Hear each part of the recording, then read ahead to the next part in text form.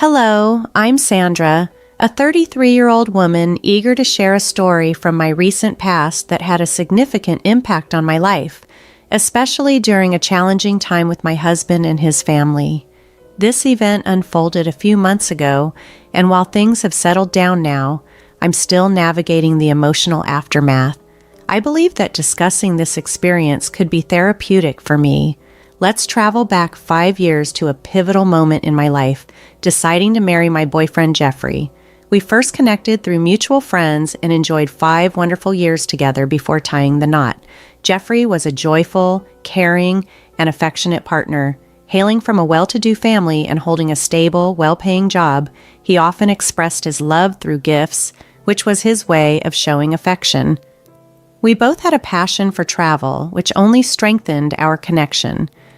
As our relationship progressed, my friends noticed how happy I was and often complimented Jeffrey for his generosity. Sometimes his lavish gifts made me uncomfortable, like when he surprised me with a new laptop for my college graduation. I felt a bit overwhelmed by the disparity in our financial contributions. I used to remind him, "Jeffrey, I'm just a college student. I can't keep up with your spending. Let's try to manage other expenses together." But Jeffrey would simply smile and insist on taking care of it, saying that it was common among his friends to treat their partners. Eventually, I grew accustomed to our financial dynamics, although I continued to contribute whenever possible. After securing a well-paying job, I began sharing expenses more equitably with Jeffrey. We even started discussing the future, including moving in together. Jeffrey was supportive and suggested, "Why don't you move in with me? I inherited my grandfather's house, so there's no worry about rent." This journey through my relationship and the subsequent interactions with Jeffrey's family during tough times have been both enriching and challenging, teaching me a lot about love, resilience, and personal growth. Even though I had reservations about splitting our living costs, Jeffrey reassured me, and we decided to live together. We agreed to share financial responsibilities fairly, taking into account our different incomes. Everything was progressing smoothly until the day I met Jeffrey's family. Jeffrey's parents and sister live quite far away, and with Jeffrey tied up with work, I had to host them by myself. He had warned me beforehand that his family could be judgmental but didn't elaborate, advising me simply to ignore any hurtful remarks. I resolved to stay positive, but my optimism quickly waned upon their arrival. Instead of greeting me warmly, Jeffrey's parents and sister displayed noticeable annoyance, setting a tense tone for our interactions. During one particularly uncomfortable conversation, Jeffrey's mother, Emma, looked at me disapprovingly and said, "So you're the woman Jeffrey has been seeing." She then sharply asked, "Do you even pay rent here?" I calmly explained, "No, Emma, I don't pay rent because Jeffrey said the house is already paid for, but we split all other bills evenly." I hoped this clarification would smooth things over, but Emma was dismissive. "Just because the house is paid for doesn't mean you can mooch off him. This is his house, not yours. Remember that," she retorted. The atmosphere grew even more strained with Jeffrey's sister, Alice, who seemed more interested in giving cold glares than engaging in conversation. When I inquired about her life, she briefly mentioned being married to a wealthy billionaire and brushed off further dialogue. Throughout their visit, Jeffrey did little to support me and appeared to align with his family's critical stance. Both Eric and Emma continued to criticize me, particularly disapproving of my spending on makeup and skincare, which they deemed excessive given what they perceived as my insufficient financial contribution. Jeffrey's unhelpful comments, like referring to me as a struggling student, only exacerbated the tension. The visit proved challenging as I faced a barrage of judgments and dismissals from Jeffrey's family, which left me questioning the strength of my relationship with Jeffrey, given his lack of support in the face of his family's harsh assessments. When Jeffrey and I first met, he would often pay for more extravagant items, implying that I relied heavily on him due to my job not covering what he termed my taste for luxury. This wasn't entirely accurate, and I was taken aback by his comment. I had to remind him that our financial setup had evolved significantly since those early days. Now, we were splitting our bills equally. I explained that I had always lived modestly, both before and during our relationship. Any luxury items I owned were gifts from Jeffrey, which I frequently suggested he refrain from buying because they felt too lavish for my taste. Jeffrey justified his spending by saying that his social status necessitated giving fancy gifts, which made me realize that his generosity was sometimes more about maintaining a certain image among his friends rather than genuine care. This realization became clearer after a troubling visit from his family, where their judgmental attitude towards me left a sour taste. When I brought up how hurt I was by their treatment and his lack of support, Jeffrey's response was dismissive. "Don't take it to heart, Sandra. They meant well. You're overreacting," he said, brushing off my concerns. Despite these doubts, when Jeffrey proposed 6 months later, I accepted. Happiness overcame me, and we began planning our engagement party. By this time, I was running a small side business, which was more of a fulfilling hobby than a major income source. Jeffrey knew about it, but rarely inquired further. As we organized our engagement party, I decided it was a special occasion to indulge a bit. Jeffrey supported this decision, and we shared the expenses for the event. This phase of our relationship, marked by shared financial responsibilities and personal growth, was significant. It highlighted both the challenges and the milestones we faced together, reflecting a deeper understanding and evolving dynamics in our partnership. During our engagement party, I generously covered the plane tickets for my extended family to ensure everyone could attend. However, the event quickly became overshadowed by criticism. Emma, Jeffrey's mother, accused me of being financially reckless. "You shouldn't have spent so much on this party, Sandra," she scolded, suggesting that my actions were draining Jeffrey's finances and that we might end up having a modest backyard wedding. "I thought you were financially irresponsible, but this is worse than I imagined," she added. I defended myself firmly, explaining that the party, while lavish, was a mutual decision. I had paid my share of the expenses, and it was Jeffrey who had insisted on including everyone, showing no concern about the costs. However, Emma continued to suggest I was manipulating Jeffrey into excessive spending, and Alice joined in, implying I should have been more considerate. Frustrated and seeking solace, I excused myself to the lawn. There, I overheard Alice and her husband Peter mocking me, which only added to the feeling that my engagement party was unraveling. It seemed Jeffrey was oblivious to his family's harsh judgments, most of whom believed I was jobless and too dependent on him. Seeing my distress, my mother approached me, gently suggesting that I reconsider the engagement in light of Jeffrey's family's ongoing derogatory remarks. After the party, I confronted Jeffrey about his family's behavior.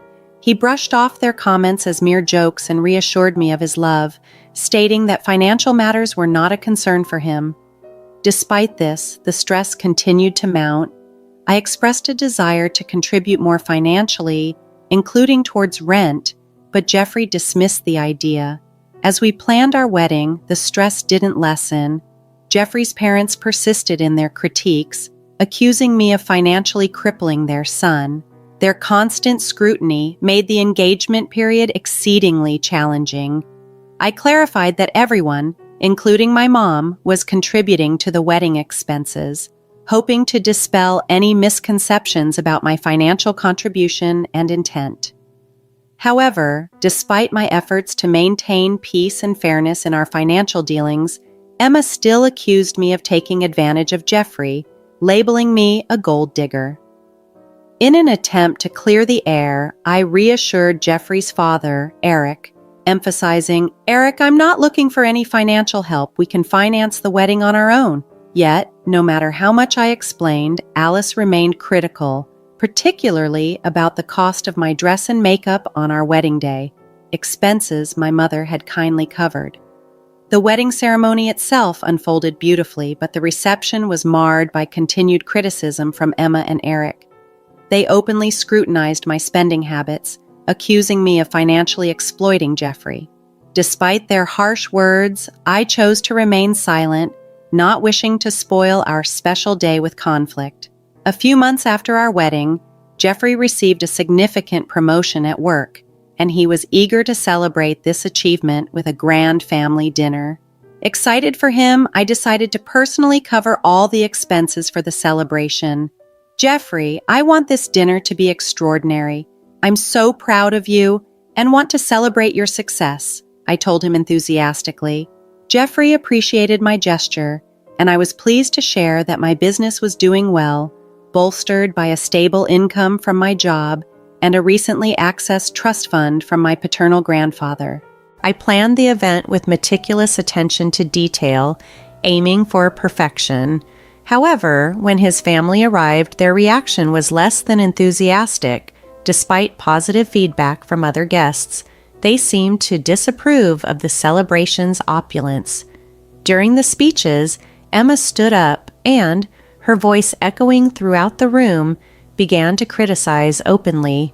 "I want to thank everyone for coming to celebrate my son. He's hardworking and generous, and he truly deserves this promotion. Unfortunately, he made a poor choice in his partner," she announced, casting a shadow over the otherwise joyful event. This blatant display of disapproval made it clear that despite my efforts and contributions, winning over Jeffrey's family would be a formidable challenge. It was disheartening to hear Emma publicly lament that her son ended up with someone who, in her view, acted like a gold digger. "I wish he had seen her true nature earlier," she voiced with evident regret. "Then he wouldn't have to work so hard to support her expensive lifestyle." Her words painted a picture of me as extravagant, from our engagement party to the dinner that night, suggesting I had nearly drained Jeffrey's accounts. Feeling deeply hurt, yet striving to maintain my composure, I listened as Emma expressed relief over the prenuptial agreement we had signed. "Thank goodness we had Sandra sign a prenuptial agreement before the wedding. At least some of his assets are protected," she said, almost relieved, adding that it was fortunate Jeffrey married someone who could at least look like a trophy wife. Jeffrey's agreement with his mother's harsh words was a blow. "I can't even afford to spend money on myself anymore. There's nothing left," he complained, calling our marriage a mistake and unfavorably comparing me to others. Shocked and frustrated by the unfounded accusations, I finally spoke up. "Do you think I'm a gold digger?" Jeffrey's response was sharp and dismissive. "Your lifestyle is quite damaging to my bank account," he claimed. Determined to clarify the misconceptions, I addressed everyone present. "Since you all think I'm a gold digger, let me show you my bank balance." Revealing my financial independence, the room fell silent, shocked by the truth. Emma instantly accused, "Did you steal my son's money?" And Jeffrey, suspicious, added, "She must have taken it from you." Frustrated yet calm, I replied, "I don't need to steal money from your son. This is all from my efforts. I recently accessed a trust fund from my grandfather. I plan to use it to buy a bigger house for us, but now that seems unlikely." Despite the tension and the revelations, Jeffrey suggested we could still go ahead with the purchase of the house. "It'll be a wonderful gift," he said, attempting to salvage the situation and perhaps find a way forward. But I was resolute. This was the end of the line. "This is not happening. Your family has insulted me for too long, and you've never stood up for me. Instead, you've allowed them to spread lies about me," I asserted firmly. Jeffrey attempted to minimize the gravity of the situation, accusing me of overreacting. However, I stood my ground. "No, I am not overreacting. Everyone here knows what your family has been calling me. They were here, watching as you allowed them to insult me during our engagement party." Reaching my breaking point, I could no longer tolerate the disrespect. "I want a divorce," I declared sternly. Jeffrey tried to plead with me, seeking reconciliation, but my mother intervened decisively. "You never defended my daughter. It's time she ends this toxic relationship," she declared. With my mother's firm support, we left the party, leaving behind a crowd of shocked guests. My resolve to leave Jeffrey and move on was unshakable. After the confrontation, I went home, gathered my belongings, and sought refuge at my mother's house for solace. The next day, I contacted my cousin, a lawyer, to initiate the divorce process. With the prenuptial agreement in place, the proceedings were straightforward, and I didn't have to worry about sharing my assets with Jeffrey. The situation escalated when Jeffrey and his family showed up at my mother's house, demanding a conversation. My mother stood firm, telling them to leave. Despite this, Jeffrey continued to try to reach out to me, his messages oscillating between apologies and threats. I saved all his messages and prepared to file a restraining order if necessary. My mother's unwavering support fortified my resolve. Jeffrey even attempted to confront me at work, further proving his inability to respect my decision. Throughout these challenges, my mother's steadfast presence was a crucial pillar of strength, helping me navigate through the stormy end of a chapter in my life. After Jeffrey attempted to confront me at work, security promptly escorted him out. This incident, along with the growth of my own business, led me to a significant decision. I no longer needed my job. With a clear mind and a firm resolve to move forward, I resigned that very day, eager to embrace the new opportunities that my business presented. 2 weeks after my resignation, I served Jeffrey with divorce papers directly at his workplace. When he visited my old office in an attempt to connect with me, he was surprised to learn of my departure. My former colleagues mentioned that he continued to send flowers and gifts to my mother's house, all of which we returned. His persistent actions bordered on harassment, prompting me to consider a major change. With my mother's encouragement, I decided to relocate. We found a new house in a neighboring state, a true sanctuary far from my past troubles. The divorce proceedings were smooth, largely due to the prenuptial agreement. During the 6 months of our separation, I dedicated myself to healing and preparing for a fresh start. I settled into my new home and even changed my phone number to cut off any remaining ties with Jeffrey. Rumors circulated that Jeffrey's life began to unravel. He blamed his parents for the breakup and faced setbacks at work. His colleagues distanced themselves, and his superiors were displeased with the negative publicity. Meanwhile, his parents attempted to spread rumors of infidelity, but these never gained traction. In contrast, my life started to flourish. I focused intently on my business and relished my newfound independence. I even began dating again, approaching relationships with caution but remaining hopeful about finding someone who truly appreciated and valued me. Despite the pain Jeffrey and his family caused, overcoming these challenges strengthened me profoundly. Looking forward to a brighter future, I felt confident in my resilience and had a clearer understanding of what I sought in relationships and life. This new chapter was not just about recovery, but about thriving and moving confidently toward a future filled with promise and possibility.